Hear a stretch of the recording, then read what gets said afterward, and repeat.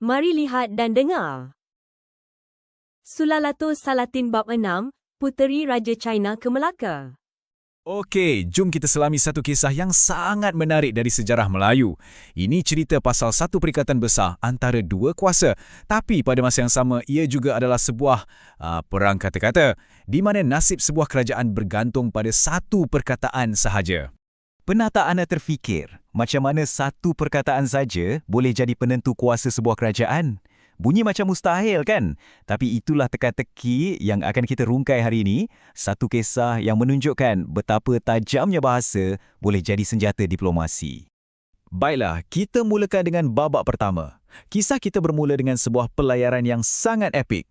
Ini bukan pelayaran biasa, tapi satu misi muhibah dari China ke Melaka yang bakal mengubah peta politik di rantau ni. Cuba bayangkan betapa besarnya rombongan ni. Raja China hantar 100 buah kapal hanya untuk iring puteri baginda. 100. Ini bukan sekadar pengawal. Ini adalah satu pertunjukan kuasa. Satu isyarat yang jelas betapa pentingnya misi ini. Dan ia bukan setakat kapal. Bersama-sama sang puteri, ada 500 orang dayang. Dan mereka ni bukan calang-calang orang tahu. Kesemua mereka adalah anak-anak perempuan menteri China. Ini menunjukkan betapa tingginya darjat Puteri Hang Liu. Tak cukup dengan tu, ada lagi 500 orang anak menteri lelaki. Jadi, bayangkan 1,000 orang bangsawan mengiringi seorang puteri. Ini dah macam satu bandar kecil yang terapung di lautan. Satu kenyataan diplomatik yang sangat-sangat besar.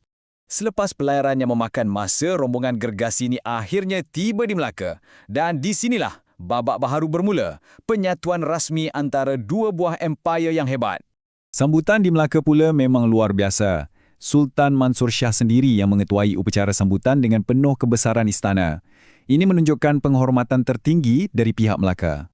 Dan ada satu detik yang cukup peribadi. Bila Sultan Mansur Shah pertama kali terpandang wajah Puteri Hang Liu, baginda terpegun dengan kecantikannya sampai memuji kebesaran Tuhan. Nampak tak? Kisah ni bukan lagi pasal politik semata-mata. Ia dah ada sentuhan kemanusiaan. Jadi, macam mana perikatan ini dimitrai? Ada 3 perkara utama yang berlaku. Pertama, Puteri Hang Liu dan seluruh rombongan 1,000 orang tu memeluk Islam. Kedua, Sultan Mansur Shah dan Puteri Hang Liu pun berkahwin. Dan yang ketiga, lahirlah sebuah pakatan strategik yang sangat kuat antara Melaka dan China. Tapi, macam mana-mana cerita yang hebat, keadaan aman ni tak bertahan lama. Sebuah perjalanan yang sepatutnya rutin, tiba-tiba bertukar menjadi satu ujian yang getir yang mengancam maruah Kesultanan Melaka. Jom kita masuk babak kedua. Segalanya bermula bila utusan Melaka yang diketuai oleh Tun Telanai berlayar menuju ke China. Di tengah lautan, tiba-tiba ribut taufan melanda dengan dahsyat.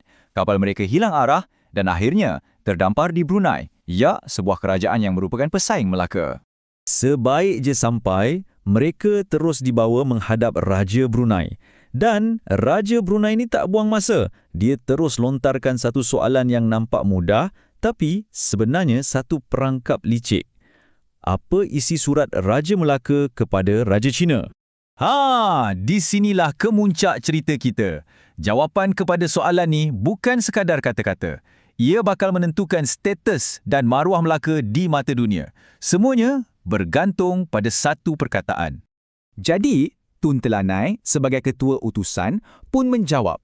Dia mulakan jawapannya dengan ayat, "Sahaya Raja Melaka empunya sembah." Tolong ingat perkataan ni, sahaya, kerana inilah perkataan yang menjadi pusat segala-galanya. Sebaik sahaja Raja Brunei dengar perkataan sahaya, dia terus menafsirkannya sebagai satu pengakuan. Bagi dia, ini bermakna Raja Melaka tunduk dan mengaku sebagai negeri bawahan kepada Raja China. Tapi ada satu lagi tafsiran yang jauh lebih bijak dan semuanya bergantung pada makna sebenar sahaya. Kunci kepada teka-teki ini terletak pada bahasa itu sendiri. Dalam bahasa Melayu klasik, perkataan sahaya bermaksud hamba. Ia bukan perkataan yang akan digunakan oleh seorang raja berdaulat untuk merujuk kepada dirinya sendiri apabila berhubung dengan raja lain yang setaraf dengannya.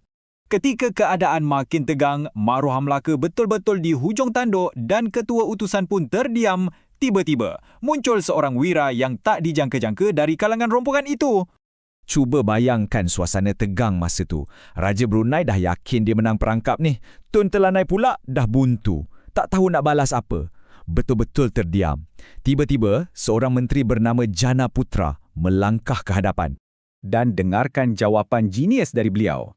Jana Putra dengan tenang menjelaskan sahaya itu artinya hamba. Jadi yang berkirim sembah kepada Raja Cina itu ialah hamba kepada Raja Melaka, bukannya Raja Melaka sendiri.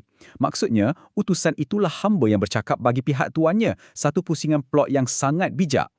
Dengan hanya satu penjelasan yang tajam tu, terus checkmate. Raja Brunei dikatakan terus terdiam, tak mampu nak cakap apa-apa lagi. Maruah Melaka berjaya diselamatkan.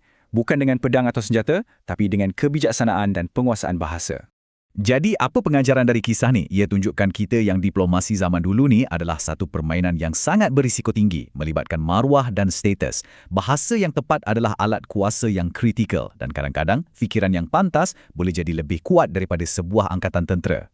Dan ini membawa kita kepada satu persoalan terakhir. Dalam dunia kita hari ini, zaman komunikasi segera, mesej ringkas dan emoji, adakah kita dah terlepas pandang atau mungkin dah kehilangan seni memilih satu perkataan yang betul-betul sempurna untuk memenangi satu perdebatan? Sesuatu untuk kita sama-sama renungkan.